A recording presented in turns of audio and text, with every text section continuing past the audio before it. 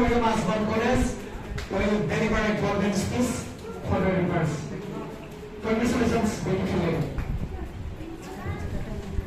नमस्कार सुंदर भंडारी ज्ञान पियासी पाखी নদী আৰু নাৰীক শ্ৰদ্ধা জনাই প্ৰতিজন সক্ৰিয় সচিব এই সভাগৃহত উপস্থিত থকা প্ৰতিজন ব্যক্তিলৈ শ্ৰদ্ধা নমস্কাৰ জনাইছোঁ। আজিৰ আলোচনাৰ বিষয় নদীৰ সংৰক্ষণ সংবৰ্ধনাৰ সুৰক্ষা। এই বিষয়ে জনাওঁতে মই মোৰ প্ৰিয় কবি দেৰগাঁৱৰ সন্তান নীলমণি ফুকন দেৱৰ এটা কবিতা নিৰ্মাণেৰে আৰম্ভ কৰিছোঁ। সূৰ্য হেনো নামি আহে এই নদী, নদী য'ত নিৰ্মাণ হয় প্ৰতিটো সভ্যতাৰ কাঠামো, য'ত উন্মেষ হয় প্ৰতিটো সভ্যতা। নদী আমাক কি দিয়া হয়? সোণ ৰূপৰ পৰা আৰম্ভ কৰি পানী, মাটি, মৎস্য, শস্য সকলো দিছে। আনকি এতিয়া আধুনিক যুগত জলবিদ্যুৎ প্ৰকল্পবিলাকৰ পৰা আমি বিদ্যুৎ লৈ আছোঁ, নিজকে ধন্য মানিছোঁ। কিন্তু সেই সকলো বস্তুৰ উৎস নদীয়ে আজিকালি আমাৰ ওপৰত খং কৰিছে, কাৰণ আমি নদীৰ ওপৰত অত্যাচাৰ আৰম্ভ কৰিছোঁ, নদীক আমি ধ্বংস কৰি গৈ আছোঁ। তাৰ উদাহৰণ অৱনীৰ বৰপুখুৰী ছাৰে ক'লে ভৰলু। আগত ভৰলুৰ পানীৰে সকলো হৈছিল, আজিকালি ভৰলুৰ পানী ইমানেই আৰ্চেনিক আছে, এজন ভৰলুৰ পানী লৈ আপোনাৰ বিক্ৰিয়া আৰম্ভ হ'ব নিজৰ দেহত। টুকুলাই যোৰহাটৰ টুকুলাই নদী এতিয়া জীৰ্ণ শীৰ্ণ মৰণ কাতৰ হৈ সকলোকে আহ্বান জনাইছে মোক জীয়াই তোলা। মই টুকুলাই, মোক জীয়াই তোলা, মোক সজীৱ কৰা। মই আকৌ মই যাওঁ যোৰহাটেদি, য'ত সভ্যতাৰ সৃষ্টি হৈছিল। যোৰহাট জিলা শিক্ষিত জিলা। আজি মোৰ লাজ লাগিছে ক'বলৈ, সেই শিক্ষিতৰ অধিক থকা জিলাখনৰ এখন নদীয়ে কাকৰ প্ৰাৰ্থনা কৰিছে মোক জীয়াই তোলা। টেম্ছ নদী ছাৰে কৈ গ'ল 1957 চনলৈকে টেম্ছ নদী এখন প্ৰদূষিত নদী আছিল, কিন্তু ইমান সুপৰিকল্পিত ভাৱে মই নকৰোঁ বিশদভাৱে ছাৰে কৈ গ'ল। ইমান সুন্দৰভাৱে তেওঁৰ নদীখন পৰিষ্কাৰ কৰা হ'ল, এতিয়া এখন পৃথিৱীৰ বৃহত্তম পৰিষ্কাৰ নদী।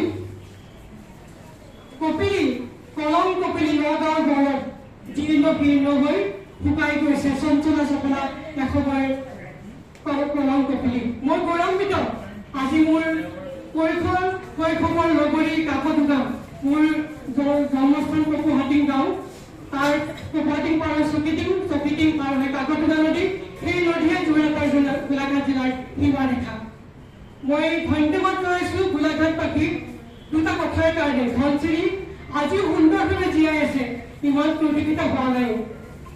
আমি সচেতন, তাৰ কাৰণে মই ধন্যবাদ জনাইছোঁ। আকৌ ধন্যবাদ জনাইছোঁ মই ডক্টৰ সুশান্ত বৰঠাকুৰ, খুব সুন্দৰ কথা কৈ গ'ল। গছপুলি ৰোপণ কৰক, গছপুলি ৰোপণ কৰক। গছে পৃথিৱীখন সুন্দৰ কৰিব। ভৱিষ্যত প্ৰজন্মৰ কাৰণে আমি একো এৰিব নোৱাৰিলেও আমাৰ যিখিনি অক্সিজেন লাগে সেইখিনি অক্সিজেন যোগান ধৰিব। আপুনি জানেনে বৰ্তমান পৃথিৱীত প্ৰতিজন ব্যক্তিৰ কাৰণে 482 গছ আছে, যি আমাক অক্সিজেন যোগান ধৰি আছে। আমি ইণ্ডিয়াৰ প্ৰেক্ষাপটত মাত্ৰ 28টা। অসমৰ কথা মই নকৰোঁ। মোৰো এটা সপোন আছে এখন নদীক লৈ।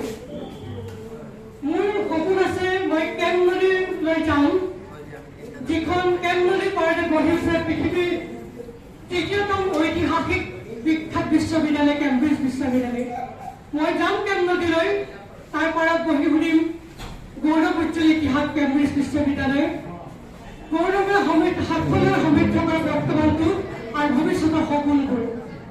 মই গৌৰৱান্বিত, মোৰ এখন নদীকেন্দ্ৰিক মোৰ এটা সপোন সাকাৰ কৰিছে মোৰ গৱেষণাৰ ক্ষেত্ৰত। জীয়া ভৰলী অৰুণাচল পাদদেশৰ পৰা কুলুকুলি ধৰি বহি থকা, কিন্তু বহুত ভদ্ৰ নদী, যিখন নদীত কোনোবা যদি পৰে আৰু আপুনি সজীৱ হৈ বা নিজকে শ্ৰী বা শ্ৰীমতী বুলি পৰিচয় দিব নাপাব, আপুনি মৃতদেহ হৈ উঠি আহিব লাগিব। এইটো মোৰ কথা নহয়, জীয়া ভৰলীৰ পৰিয়াল ব্যক্তিৰ কথা। কাৰণ মই গৱেষণা সংক্ৰান্তত 2002 চনৰ পৰা 2006 চনলৈকে 25 বাৰ মই ক্ষেত্ৰত ধুনীয়াকৈ গৈছিলোঁ নামেৰি নেশ্যনেল পাৰ্কলৈ। তেতিয়াই মই জীয়া ভৰলীলৈকে সম্পৰ্ক কৰিছিলোঁ। জীয়া ভৰলীয়ে কি দিয়া নাই, নামেৰীৰ স্বচ্ছলতা উজ্জ্বলতা আৰু হৃদয় বিচ্ছিন্নতাৰ ক্ষেত্ৰত জীয়া ভৰলীৰ অৱদান অনস্বীকাৰ্য। মই 2 পেজ লিখিছোঁ মোৰ থিচিছত, মোৰ গৱেষণাপত্ৰ নদীৰ জীয়া ভৰলীৰ মানচিত্ৰ আৰু জীয়া ভৰলীৰ বিষয়ে মই 2 পেজ লিখিছোঁ। এইখিনি আহিলে নদী সুৰক্ষাৰ লগতে সকলো নাৰীকো জড়িত কৰিছে। ইয়াত উপস্থিত থকা প্ৰতিগৰাকী নাগৰিক অনুৰোধ জনাইছোঁ আপোনালোকক মাতৃ পত্নী আৰু ভগ্নী হিচাপে প্ৰতিজন পুৰুষক শিক্ষিত কৰিব, কাৰণ যাতে আমি ভৱিষ্যতে সন্মুখীন নহয় ডক্টৰ মৌমিতা নাথৰ দৰে ঘটনা।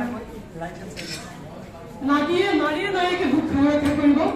ইয়াৰ মোৰ শেষ সপোনত আপোনালোকলৈ এজন গোলাঘাট বাসী হিচাপে বহুত ভাল লাগিছে নদী আৰু নাৰীৰ অনুষ্ঠানত উপস্থিত থাকি পেলাই। আৰু মই ধন্যবাদ জনাওঁ তৰুণ গগৈদেৱে বহুত দুলীয়া জনাৰ পৰা আহি বহুত সুন্দৰ গীত লিখিলে, পৰিৱেশন কৰিলে। আৰু ধন্যবাদ জনালোঁ মই দিনেশ গগৈ ছাৰক, কাৰণ মোৰ মৰমৰ কাকতোগৰ ইতিহাস হৈ গ'ল, আৰু মই ৰোনাল্ডো পাইট আৰু আমাৰ উমৰ ফাৰুকৰ নাম ল'বই লাগিব। এই দুজন ব্যক্তিৰ কাৰণে মই ইয়াত আহিলোঁ। আৰু এই যেতিয়া মই নিমন্ত্ৰণ পালোঁ, এখন কিতাপে মোক বহুত আকৰ্ষণ কৰিলে। যিখন কিতাপ পঢ়িছিলোঁ, মোৰ অতি শ্ৰদ্ধাৰ সকলোৱে জানে সঞ্জীৱ সভাপতি দেৱে লিখিছিল এখন কিতাপ নৈয়ে সৃষ্টি কৰা কাম। পঢ়িব, মূল্য মাত্ৰ 250 টকা। 19টা চেপ্টাৰ আছে। জানিব নদী আমাক কি দিয়া নাই আৰু আমি নদীক কেনেকৈ অত্যাচাৰ কৰিছোঁ। ধন্যবাদ। সকলো নদী আৰু নাৰীক সন্মানজনক ব্যক্তিৰ হাতত মই অনুৰোধ কৰিলোঁ, প্ৰতিখন নদীৰ সন্মান জনাওক, সুৰক্ষা দিয়ক। আৰু মোৰ পাৰ্চেপশ্যন, মোৰ ধাৰণা, প্ৰতিখন নদীৰ এখন নামফলক থাকিব লাগে। মই গোদাবৰীলৈ গৈছিলোঁ, গোদাবৰীত দেখিলোঁ ইমান সুন্দৰকৈ লিখা আছে, গোদাবৰী উচ্চ, ক'ৰ পৰা ক'লৈ বৈ গৈছে দৈৰ্ঘ্য। যদি আমাৰ কাকতোগাখনতো যদি এখন থাকিলেহেঁতেন, মই হয়তো আজি গৌৰৱ কৰিলে। মোৰ কাকতোগাই নিজৰ নাম লৈ উদ্ভাসিত হৈ আছে। ধন্যবাদ সকলোলৈ। ভাল লাগিল আপোনালোকৰ অনুষ্ঠান। এজন গোলঘাটীয় হিচাপে নিজকে আজি মই ধন্যবাদ দিছোঁ।